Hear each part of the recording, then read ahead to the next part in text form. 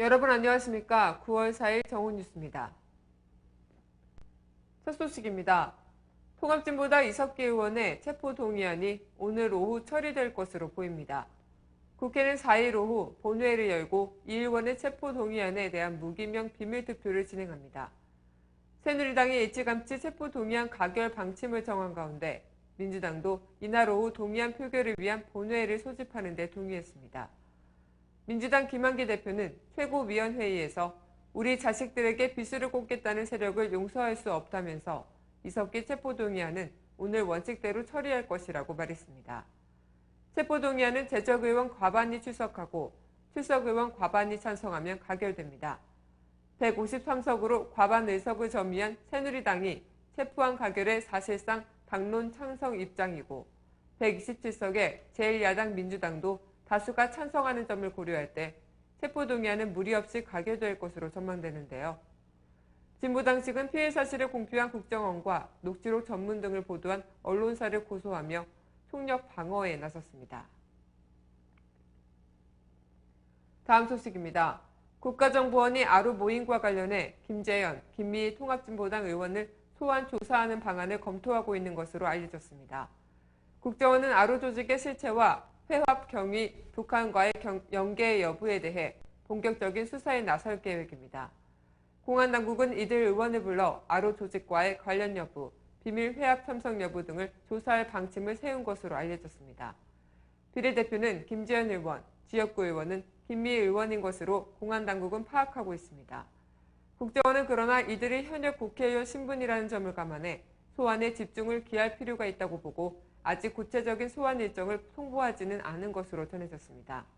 실제 김재현 의원과 김미애 의원은 자신들을 아루 조직원이라고 표현한 새누리당 김진태 의원과 일부 언론을 고소하는 등 관련 의혹을 강하게 부인하고 있는 상황입니다.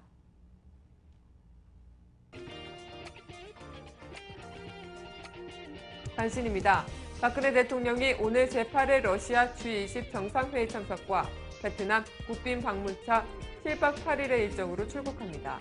박 대통령은 4일에서 7일 세계 경제 성장과 양질의 고용 창출이라는 주제로 열리는 G20 정상회의에 참석하기 위해 러시아를 찾는 데 이어 7일에서 11일엔 베트남 국가주석의 초청으로 베트남을 국빈 방문합니다. 노태우 전 대통령의 미납추징금 230억여 원이 오늘 국가에 전액 자진 납분됐습니다.